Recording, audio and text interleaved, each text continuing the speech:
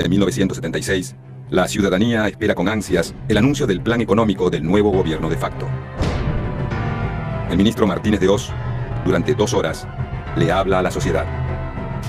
Me corresponde asumir la responsabilidad del Ministerio de Economía de la Nación en el curso de una de las peores crisis económicas que ha padecido nuestro país, quizás la peor.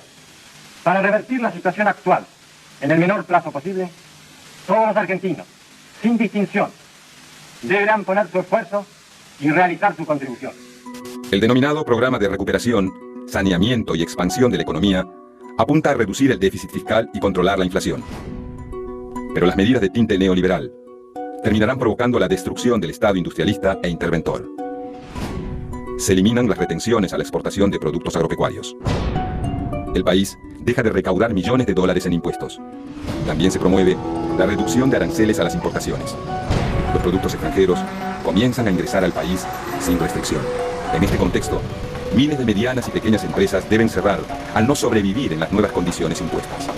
Por otra parte, se libera el mercado cambiario y financiero. Esto provocará un fuerte déficit fiscal. La solución para la dictadura es financiarlo con toma de deuda externa y reducción del gasto público por medio de la privatización de empresas públicas.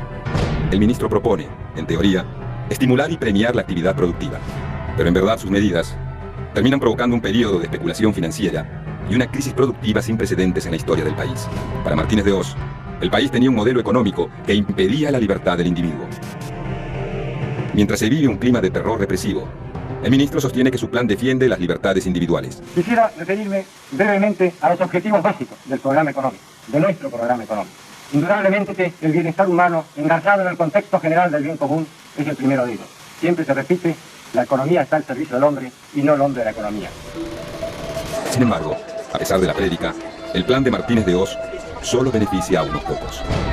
Una de las principales metas del plan es acabar con la inflación.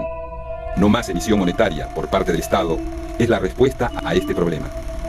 Para conseguir recursos, se toman préstamos de organismos de crédito internacionales y de bancos extranjeros. El resultado es un brutal crecimiento de la deuda externa. Mientras tanto, el Estado se endeuda y el ingreso de los trabajadores disminuye. El gobierno de facto busca congelar los salarios. Para eso, suspende las negociaciones paritarias entre los sindicatos y los empresarios. De ahora en más, los aumentos serán establecidos por el Estado. De esta manera, los trabajadores son los principales perjudicados por la inflación. Sus ingresos están congelados, mientras que los precios siguen aumentando. El plan de la dictadura es bien visto por economistas relacionados con el mundo de las finanzas. El plan económico del gobierno de facto comienza a implementarse de forma gradual. Aunque la principal meta del programa económico es detener la inflación, una de las principales decisiones es eliminar los controles de precios. Así, el mercado se encargará de fijar el valor de los productos sin intervención del Estado. Entonces, los artículos de primera necesidad aumentan. En consecuencia, los trabajadores sienten una fuerte pérdida de su poder adquisitivo y aumenta la ganancia del sector empresarial. Pero además, la dictadura decide aumentar los precios de los servicios públicos.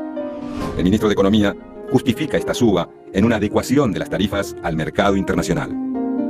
Pero el hecho de que se congelen los salarios significa costos bajos para empresas que ya gozan de ingresos altos.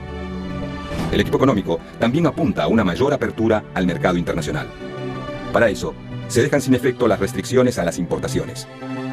Según Martínez de Oz, la industria argentina se verá favorecida por la competencia internacional. Además, se deroga la ley de granos vigente desde 1973 y se libera la disponibilidad de divisas para la exportación. El propósito es alentar las exportaciones agrícolas. Pero la medida también produce el encarecimiento de los alimentos a nivel local. El aumento de las exportaciones debe producir la llegada de millones de dólares con el objetivo de bajar las tasas de interés. Pero lo único que se logra es aumentar el capital destinado a la especulación en compra y venta de divisas con depósitos bancarios a corto plazo. Sin embargo, a pesar de todo, hacia fines de 1976, el plan económico de la dictadura encabezada por Videla parece exitoso. El gasto público es contenido gracias al derrumbe de los salarios y se logra un importante superávit comercial. Pese a esto, la inflación no se detiene y pronto llevará a la dictadura a un callejón sin salida. En mayo de 1977, el gobierno de facto encabezado por Videla anuncia una serie de medidas que terminarán perjudicando a miles de ahorristas y pequeños empresarios. Se anuncia entonces la reforma del sistema financiero. Se liberan las tasas de interés y se descentralizan los depósitos de las entidades extranjeras. Esto posibilita el ingreso indiscriminado de dinero desde el extranjero. El Estado pasa a ser el garante de los depósitos. En consecuencia, durante los siguientes 3 años, las entidades financieras se multiplican. Surgen locales en los barrios que buscan atraer a miles de pequeños ahorristas, quienes son tentados por las altas tasas de interés. Pero existe un problema. El Estado garantiza pero no controla al sector financiero. El riesgo de perder todo es muy alto. Sin embargo, nadie parece prestar atención a eso.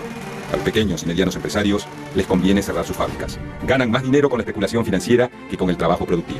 Los recortes en la emisión de moneda y el congelamiento de los salarios no dan resultados. Mientras muchos ganan con la especulación, el desempleo aumenta, la inflación no da tregua y corroe el poder adquisitivo de los asalariados. La CGT, encabezada por Ubaldini, se vuelve la cara visible de la resistencia a la dictadura. El 7 de noviembre de 1981 organiza una multitudinaria marcha hacia la parroquia de San Cayetano bajo el lema Pan, Paz y Trabajo. Esta es la primera manifestación pública de rechazo a la dictadura militar y su política económica. El final de la dictadura se acerca.